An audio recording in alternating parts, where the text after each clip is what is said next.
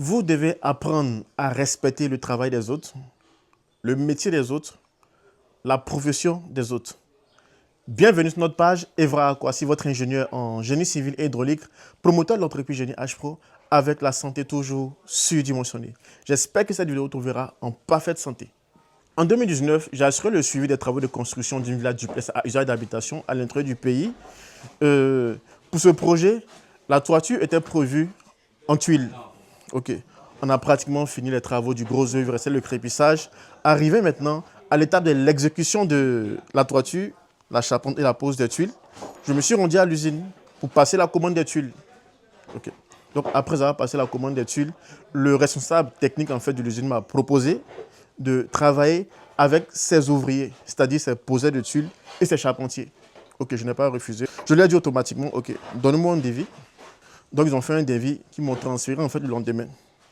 Par contre, au quartier aussi, j'avais une autre équipe. J'avais mes ouvriers du quartier, j'avais mon charpentier également et mes poseurs de tuiles. Je leur ai demandé également un devis. J'ai comparé les deux, mais pour vous dire vrai, les techniciens de l'usine étaient chers par rapport à mes propres ouvriers. Okay. Donc, comme tout bon entrepreneur qui aime en griffe gagner de l'argent, j'ai décidé de partir avec les ouvriers du quartier. Mes ouvriers, je vais dire. Mais je vous assure que c'est là que j'avais commis l'erreur. Ils ont fini d'exécuter les travaux de la charpente. La charpente bois, bien sûr, c'est du bois, c'était joli à voir. Après, le poseur est venu, mon poseur personnel, il a posé les tuiles. Mais après la première pluie, l'élément vérificateur, je vous assure que la toiture coulait de partout. Il y avait l'eau qui coulait de partout. On allait faire une première correction, ça a échoué. Une deuxième correction, ça a échoué. Une troisième correction. Le maître d'ouvrage, pour vous dire vrai, a commencé à douter. Donc il m'a dit, Evra, ce qu'on va faire, ouais, j'ai besoin d'une contre-expertise. Automatiquement, moi j'ai compris le problème. Hein.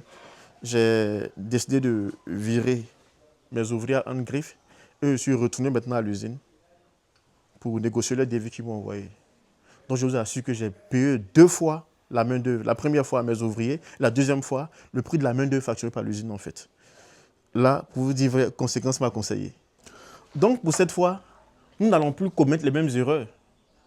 Vous connaissez tous ce projet que j'ai nommé bâtiment sexy. Il s'agit d'une villa duplex à usage d'habitation où la toiture est prévue également en tuiles. Voilà. Comment j'ai procédé? Bêtement, je me suis directement rendu à l'usine et j'ai passé la commande du matériau que vous voyez. Ce sont les tuiles, le chafri béton. Ok. Avec tout ce qui est comme accessoire qui va avec. Vous voyez. Il y a un carton là-bas, tout ça. En plus de la commande du matériau, j'ai passé aussi la commande de la main-d'œuvre de l'usine. Parce que dans le passé, conséquence m'a conseillé, pour vous dire vrai. Conséquence m'a conseillé. Cette fois-ci, je n'ai même pas réfléchi. Pour dire, oui, je vais aller voir mes ouvriers du quartier, ils vont faire un devis. Automatiquement, je suis arrivé vers eux. J'ai dit, je veux la main-d'œuvre et le matériau également. Vous savez, on peut tout connaître, mais il faut respecter le métier des professionnels. Il faut respecter vraiment le métier de ceux qui connaissent en fait, de ceux qui ont été formés, ceux qui travaillent toujours en fait dans un domaine bien spécifique en fait. Il faut les respecter. Donc, quels sont les avantages de travailler avec les ouvriers recommandés ou bien même des ouvriers de l'usine? Le fait de travailler avec les ouvriers de l'usine nous permettra d'avoir un travail de qualité, bien fini, sans pareil, parce que pour vous dire vrai, ce sont les ouvriers qui ne font que ça. Si ce n'est pas la construction de la charpente, c'est la pose des tuiles en fait.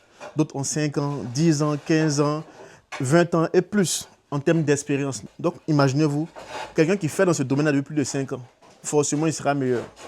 Forcément il sera meilleur.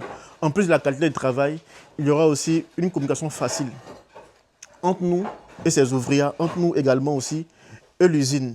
Il y aura aussi un service après-vente du SAV.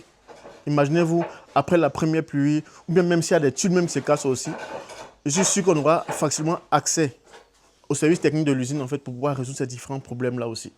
Et puis en termes de garantie, on aura certainement des garanties. On aura certainement des garanties parce qu'eux aussi sont entreprises en fait, qui veulent vivre longtemps. Donc ils ont une image aussi à protéger, à préserver aussi.